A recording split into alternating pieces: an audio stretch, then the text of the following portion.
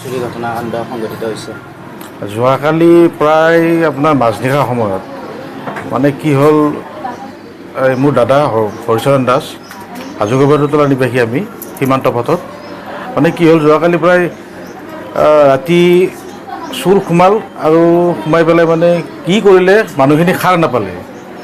তাৰপিছত কিবা স্প্ৰে মাৰে নেকি এইবিলাক গম নাপাওঁ, শুনিছোঁহে আগৰ পৰা, কিন্তু হঠাৎ তেনেকৈ হ'ব বুলি আমি ভবাও নাছিলোঁ।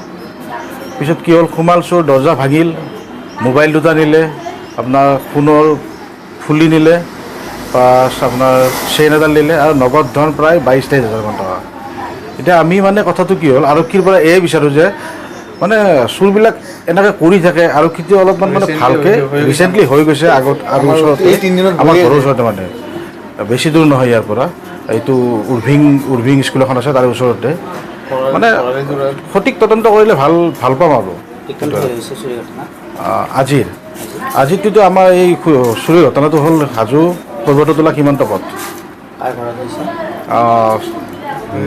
ধনীৰাম দাসৰ ঘৰত, আৰু মই তেখেতৰ ল'ৰা নন্দন কুমাৰ দাস আৰু মোৰ দাদা হৰিচৰণ দাস। সন্দেহ মানে সন্দেহটো এতিয়া ক'বতো নোৱাৰোঁ, কিন্তু বিশেষকৈ এইবিলাক এনেই মই ভাবাত আৰু এই ড্ৰাগছ খোৱা কিবা খোৱা ল'ৰাবিলাক আছে না, সেইবিলাক ল'ৰাৰ ওপৰতে বিশেষকৈ সন্দেহ হয় আৰু। নিশা হ'লে মানে সন্ত্ৰাসৰ মানে ভয় এটা সোমাই গৈছে আজিকালি। সৰুৰ পৰা ডাঙৰ হ'লেও এনেকুৱা ঘটনা শুনা নাছিলোঁ।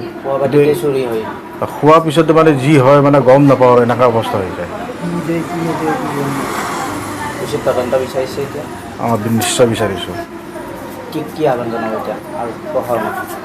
প্ৰশাসনক এয়ে ক'ব খোজোঁ যে আপোনালোকে আমাৰ গাঁৱত মানে বেছিকৈ পেট্ৰলিঙৰ ব্যৱস্থাটো কৰক, প্লাছ আৰু এই চুৰটো যে কমেই তাৰ কাৰণে যেন আপোনালোকে অলপমান সঠিক তদন্ত চলায় আৰু ইয়াৰ ওপৰত।